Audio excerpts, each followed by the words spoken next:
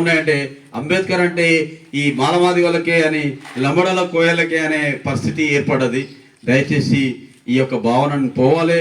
ఈరోజు ప్రపంచ మేధావి, అందగాడు, తర్వాత తప్పు చేయనటువంటి వాడు, మహోన్నతమైనటువంటి వ్యక్తి డాక్టర్ బాబాసాహెబ్ అంబేద్కర్. ఆయన ఏంటంటే నిలువెత్తు నిదర్శనమే. ఆయన ఒక డిసిప్లిన్కి మరో పేరు అని చెప్పి తెలియజేస్తున్నాను.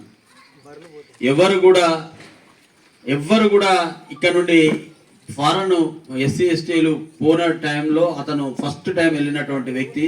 అక్కడ ఆయన చూడడానికి చాలా హైట్ ఉంటాడు, మంచి అందగాడులాగా ఉంటాడు, కానీ ఒక్క చిన్నదానికి కూడా చెల్లించలేదు. ఆయన చెల్లించకుండా బాగా చదువుకొని ఆయన ఎన్నో డిగ్రీలు, మీకు దాదాపుగా ఒక లైబ్రరీలో 50,000 పుస్తకాలను చదివారు. 50,000 పుస్తకాలు ఒక లైబ్రరీలో ఉన్నటువంటి ప్రతి పుస్తకం చదివినటువంటి వ్యక్తి డాక్టర్ బాబాసాహెబ్. ఈ ప్రపంచంలోనే అత్యధిక పుస్తకాలు లైబ్రరీ కలిగినటువంటి, పర్సనల్ లైబ్రరీస్ కలిగినటువంటి వ్యక్తి డాక్టర్ బాబాసాహెబ్ అంబేద్కర్. అంటే ఆయన గురించి మనం ఎన్ని గంటలు మాట్లాడినా అలా వస్తూనే ఉంటుంది, ఫ్లో వస్తూనే ఉంటుంది. అంత మంచి వ్యక్తి. ఈరోజు మనము ఆయన గురించి 2 మాటలు స్మరించుకున్నందుకు నాకు కూడా చాలా సంతోషంగా ఉంది. అన్న రవీణకు ప్రత్యేకంగా ధన్యవాదాలు. ఎందుకంటే రవీణ మేము హాస్టల్ అందరం కలిసి చదువుకున్నాం. మాకు ఒక 2 సంవత్సరాలు సీనియర్ అన్న. అయినా సరే వాకింగ్లో కలిసినప్పుడు మేము అంబేద్కర్ జయంతి బాగా చేశామన్నా అని అంటే నాకు చాలా సంతోషం అనిపించింది. నేను ఒక్కరున్నా పోతా, ఇద్దరున్నా పోతా, నాకు ఆ ఫీలింగ్ లేదు. అంబేద్కర్ యొక్క ఆశయ సాధనే ఇంపార్టెంట్.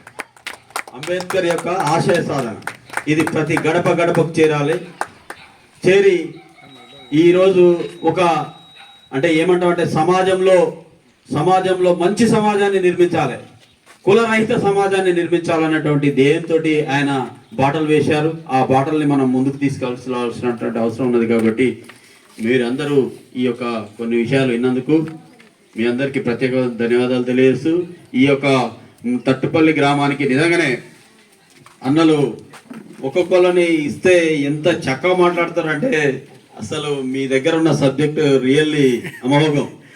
ఎంత బాగా మాట్లాడుతున్నారంటే మీకు నిజంగానే మీది ఇది ఏమంటారు, పోరాటాల గడ్డ, కమ్యూనిస్టులు ఎక్కువ ఉన్నటువంటి తట్టిపల్లి నా చిన్నప్పటి నుండి వింటున్నా.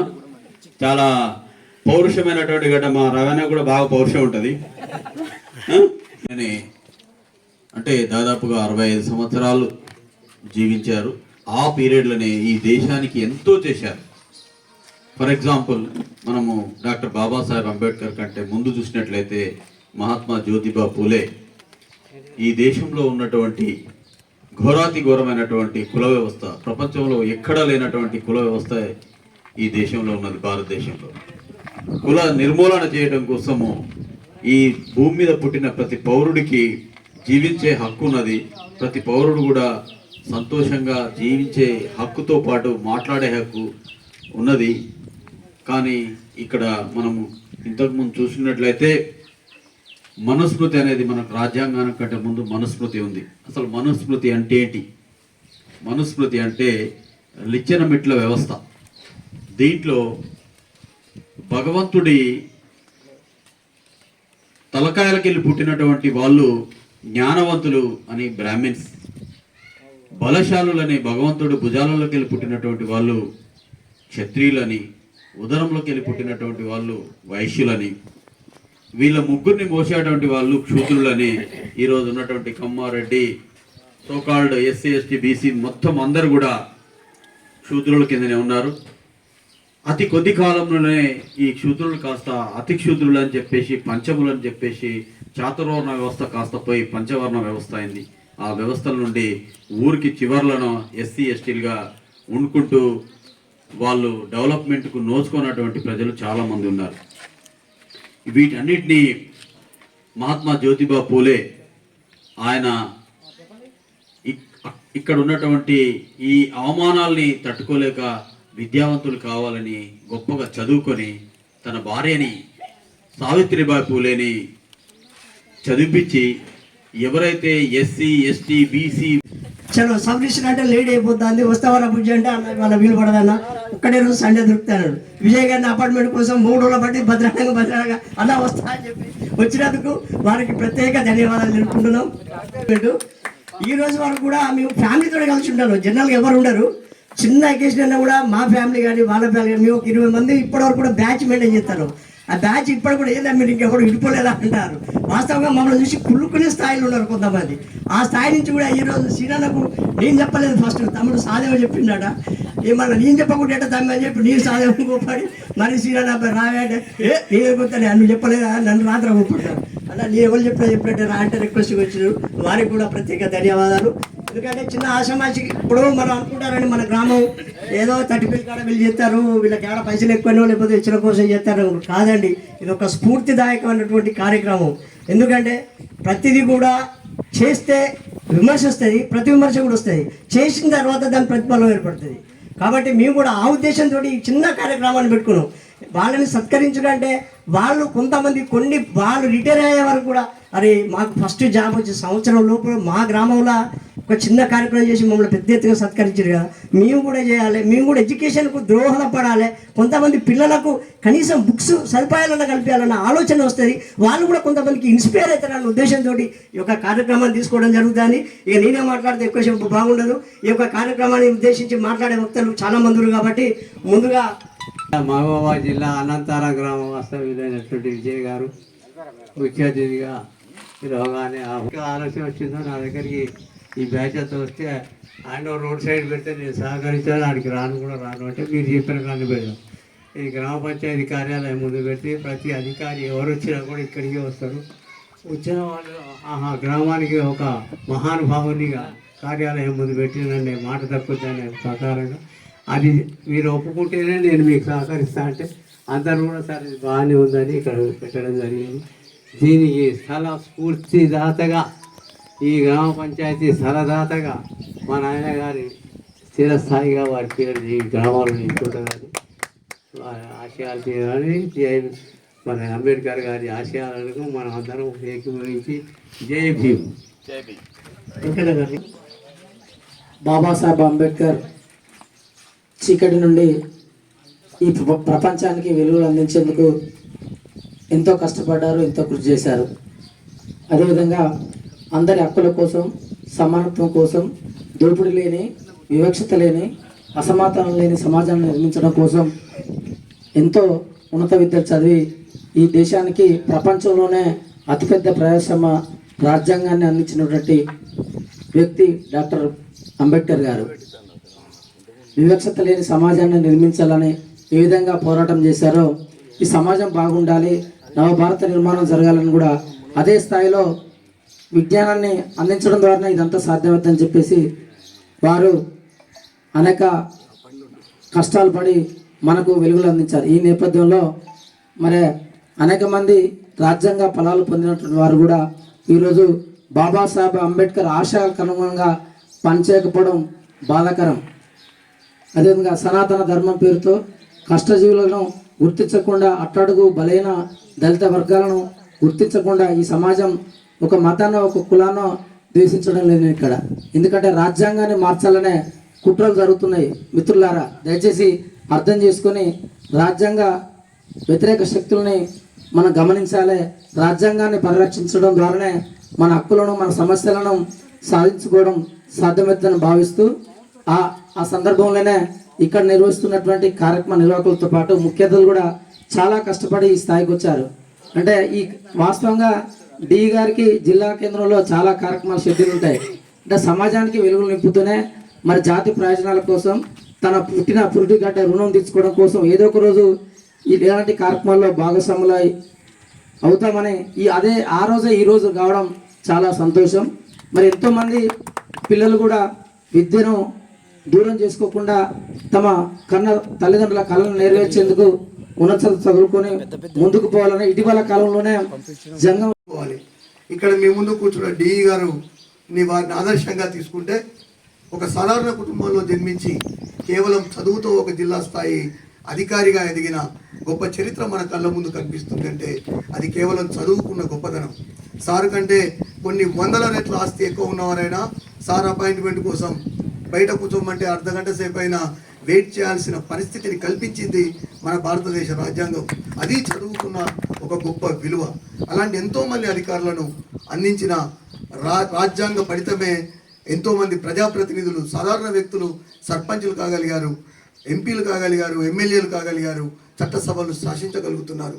వీటన్నిటికీ కారణం అంబేద్కర్ మహనీయుడు తాను చిన్ననాడు అనుభవించిన కష్టం, అస్పృశ్యత, తాగే నీరు కోసం, చదువుకోవడం కోసం, బ్రతకడం కోసం, జీవించడం కోసం, ప్రతి దాని కోసం పోరాడి ఈ పోరాటం తన భవిష్యత్ తరాలకు ఉండకూడదనే ఆలోచనతో తాను అనుభవించిన బాధలనే ఒక పాఠాలుగా తీసుకొని రాసిందే మన భారత రాజ్యాంగం.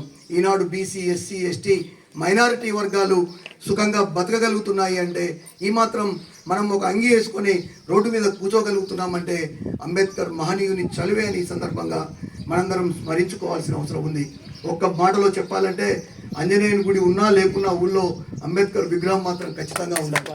ఎందుకంటే అంబేద్కర్ మన వాళ్ళు చెప్తుంటారు, భయమైనా పీడైనా లేదా ఒళ్ళు జరిగినట్టయినా ఆంజనేయుని తలుసుకోమని చెప్తారు. కానీ ఒక్కసారి మీకు ఎప్పుడైనా జీవితం మీద విరక్తి కలిగినా, జీవితంలో నేను అణిచివేయబడుతున్నాను, నాకు అవమానాలు ఎదురవుతున్నాయని మీకు ఎప్పుడైనా అనిపిస్తే ఒక్కసారి మీ ఊళ్ళో ఉన్న అంబేద్కర్ విగ్రహం దగ్గరికి వెళ్ళండి, ఆయన కళ్ళల్లో కళ్ళు పెట్టి చూడండి, మీకు కొండంత ధైర్యం వస్తుంది, కొండంత బలం వస్తుంది. అంబేద్కర్ పడ్డ కష్టాల ముందు మనం పడ్డ కష్టాలు ఎంత అని ఒకసారి మీరు అనుకుంటే 1000 ఏనుగుల బలంతో ముందుకు పోతారు. అందుకే మరోసారి చెప్తున్నాను, అంబేద్కర్ యువజన సంఘమైనా, అంబేద్కర్ వాదులైనా తమ చదువుతో ఉన్నత స్థానాలకు వెళ్ళి 100 మందికి చేయూతనందించే స్థాయికి ఎదిగిన మన విజయసార్ లాంటి వారైనా ఇలాంటి అంబేద్కర్ స్ఫూర్తిని గ్రామాల్లో ప్రచారం చేయాలి. ప్రతి ఊరిలో ఆంజనేయుని గుడి ఉన్నా లేకున్నా అంబేద్కర్ విగ్రహాలు మాత్రం రామిరెడ్డి గారు చెప్పినట్లుగా ఊరి కొస కాకుండా నడి వీధిలో ఏర్పాటు చేయాలని కోరుకుంటూ ఈ అవకాశం ఇచ్చినందుకు ధన్యవాదాలు తెలియజేస్తూ ముగిస్తున్నాను. Thank you sir. గర్వకారణం. ఈ తట్టిపల్లి గ్రామానికి నేపథ్యం ఉంది, ఒక చరిత్ర ఉంది. తట్టుపల్లి గ్రామం అంటేనే ఎంతోమంది విద్యావంతులను తయారు చేసేటటువంటి సమాజాన్ని తట్టులేపే శక్తివంతమైన గ్రామంగా నేను భావిస్తున్నాను. ఎందుకంటే ఈ అంబేద్కర్ విగ్రహావిష్కరణ రోజు కూడా నేను రావడం జరిగింది. ఆ రోజు చూసా ఈ గ్రామంలో కులాలకు, మతాలకు, వయసుకు, లింగ వివక్షత లేకుండా అందరూ కూడా భాగస్వాములయ్యారు. ఈరోజు కొంత పరిస్థితుల ప్రభావం, ఎండ తీవ్రత వల్ల హాజరు కాకపోయినా ఈ జయంతి వేడుకలను ఇట్లాంటి గ్రామంలో, నేపథ్యం ఉన్నటువంటి గ్రామంలో జరుపుకోవడం శుభపరిణామం. అంబేద్కర్ గారు అనేక ప్రజా సంఘాలని స్థాపించారు, పత్రికలను కూడా స్థాపించారు. నేను ఒక జర్నలిస్ట్గా పత్రికను ఎందుకు స్థాపించారంటే, మూక్ నాయక్ అనే ఒక పత్రికను 1927లో స్థాపించారు. ఎందుకంటే ఈ కోట్లాది మంది నిమ్న జాతీయులు మూగజీవులుగా బతుకుతున్నారు, ప్రశ్నించడం లేదని చెప్పేసి తన పత్రిక ద్వారా సమాజాన్ని ఎన్నో వాస్తవ వార్తలు రాస్తూ ముందుకు వెళ్ళారు. తర్వాత జనత, సమత అనేక బహిష్కృత భారత పత్రికలు స్థాపించి కూడా సమాజ హితం కోసం పనిచేశారు. మరి దయచేసి అంబేద్కర్ వారసులుగా, మహనీయుల వారసులుగా రాజ్యాంగాన్ని పరిరక్షించుకోవడం కోసం మీరు అందరూ భాగస్వాములు అవుతారని అధికారులకు కూడా చిన్న విజ్ఞప్తి. అంటే చాలా మంది కూడా నేటికి వివక్షత ఉన్నటువంటి సమాజాన్ని ఎదుర్కొంటున్నారు. మేము కూడా ఒక జర్నలిస్టుగా చాలా వివక్షతను ఎదుర్కొంటున్నాం. కానీ మా సినిమా లాంటి ప్రశ్నించే గొంతుకలు మాకు అండగా నిలబడుతూ మా యొక్క ఆశయాలకు అనుగుణంగా వారి యొక్క సహకారం, సంపూర్ణమైన సహకారం ఈ జిల్లాలో ఒక మాల జర్నలిస్టు బిడ్డలకు సినిమా సహకారం ఉందని చెప్పక తప్పదు. సినిమా లాంటి వాళ్ళు కూడా మేము చేసేటువంటి రాష్ట్ర స్థాయి మాల జర్నలిస్టుల ఉద్యమానికి సాధవన ఒక జర్నలిస్టు కూడా తెలంగాణ రాష్ట్ర మాల జర్నలిస్టుల యూనియన్ రాష్ట్ర స్థాయి ఉద్యమంలో కూడా ఆయన వంతు పాత్ర పోషిస్తున్నారు. సినిమా లాంటి యూనియన్ నాయకులు రాష్ట్ర స్థాయిలో చేసేటువంటి మా యుద్ధానికి మీరు కూడా తోడుగా ఉండి డిఈ సార్ కూడా మాకు సంపూర్ణ సహకారం అందించి అధికార యంత్రాంగం ద్వారా కూడా మాకు సపోర్ట్ చేస్తారని జంగారావానికి ఈ సందర్భంగా నన్ను పిలిచిన జంగారావానికి ప్రత్యేకమైన కృతజ్ఞత తెలియజేసుకుంటూ సెలవుకుంటా. జై భీమ్, జ్ఞానం వర్ధిల్లాలి. తట్టుపల్లి గ్రామంలో అంబేద్కర్ చేసినటువంటి ఎలక్ట్రికల్ డిఈ విజయసాయి గారికి, మా జర్నలిస్ట్ యూనియన్ జిల్లా నాయకులు మా సీనన్న గారికి, గ్రామస్తులందరికీ కూడా అంబేద్కర్ జయంతి శుభాకాంక్షలు తెలుపుతూ, ఒక పువ్వు పుట్టినరోజు, అది సుగంధాలను వెదజల్లిన రోజు, విశ్వంలో తారక వెలసిన రోజు, అది ప్రపంచానికి వెలుగులు చెందించిన రోజు, పల్లె పల్లెల్లో, పట్టణాలలో, ప్రపంచంలో డాక్టర్ బాబాసాహెబ్ అంబేద్కర్ పుట్టినరోజు ఈరోజు. ఇవాళ బాబాసాహెబ్ అంబేద్కర్ లేకపోతే మనకి సభ లేదు, ఈ కార్యక్రమం లేదు, ఇక్కడ సన్మానం లేవు, ఏ ప్రోగ్రామే లేదు. ఇలా బాబాసాహెబ్ అంబేద్కర్ మనకి ఏమి ఇచ్చాడంటే, ఈ దేశానికి ఒక రాష్ట్రపతిని ఇవ్వగలిగిండు, ఈ దేశానికి ఒక ప్రధానమంత్రి ఇవ్వగలిగిండు, రాష్ట్రాలు, జిల్లాలు, రాష్ట్ర ముఖ్యమంత్రిని ఇవ్వగలిగిండు. వివిధ శాఖలలో పనిచేసేటువంటి అధికారులు ఇవ్వగలిగిండు. అంటే పరిపాలన సౌఖ్యంగా జరిగేందుకు ఇచ్చినటువంటి అవకాశము ఆ బాబాసాహెబ్ అంబేద్కర్ మనకి ఇచ్చారు. వాస్తవానికి ఆ రోజుల్లో కారణం ఏంటి అంటే ముఖ్యంగా చదువు అనేది ఉండడం వల్ల ఆయన రాజ్యాంగం రాయగలిగిండు. ఆ రాజ్యాంగాన్ని మనకు అందించగలిగిండు. ఈరోజు పాలన సుముఖంగా సాగుతుంది. ఈరోజు పల్లెలు కూడా అభివృద్ధి చెందాయి, చిన్న జిల్లాలు రాష్ట్రాలు ఏర్పడంటే కారణం అంబేద్కర్ గారే. మరో విషయం ఏంటంటే కొన్ని దుష్టశక్తులు మన మిత్రుడు చెప్పినట్టుగా రాజ్యాంగాన్ని మార్చే శక్తి చేస్తున్నారు. వాస్తవానికి మనం ఒక చెప్పుకుంటాం, దేశం అంటే మట్టి కాదు, అంబేద్కర్ అంటే ఒక వ్యక్తి కాదు, రాజ్యాంగం అంటే ఒక పుస్తకం కాదు, దాన్ని మార్చడం ఎవరి వల్ల కాదు. సో నాకు ఈ చిన్న అవకాశం ఇచ్చినందుకు ధన్యవాదాలు ఇస్తారు. సోదరుడు రేవణ్ణకు ఈ కార్యక్రమానికి ముఖ్య అతిథిగా విచ్చేసిన జిల్లా